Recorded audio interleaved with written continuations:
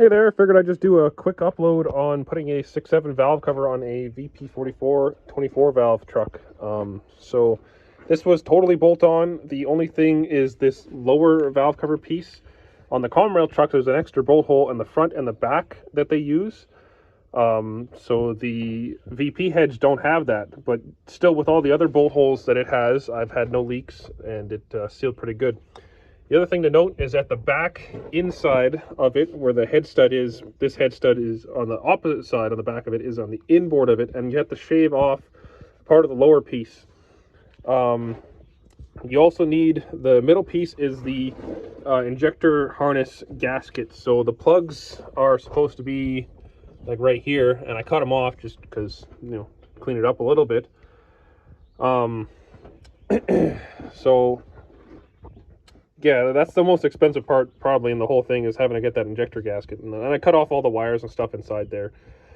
So you utilize the stock CCV filter that the 6.7 comes with.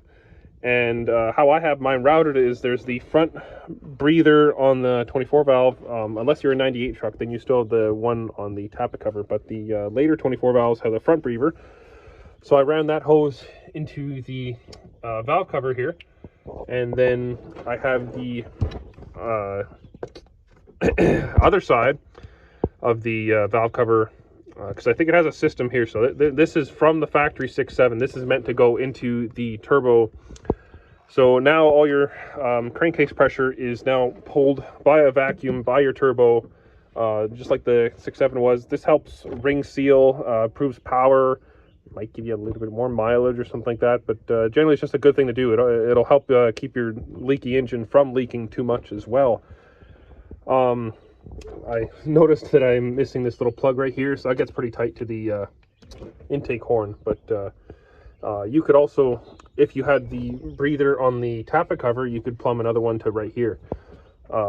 This is a HE351 VE, so this is a stock 6.7 turbo that they come with. I adapted it through a bunch of stuff, but I'll be making a video on that later when it's on my 12 valve truck here. But in this video, I just figured I'd like to show that, yeah, you can bolt on a 6.7 valve cover. Even, I imagine, 3rd gen 5.9, both the early and later ones, bolts on as well.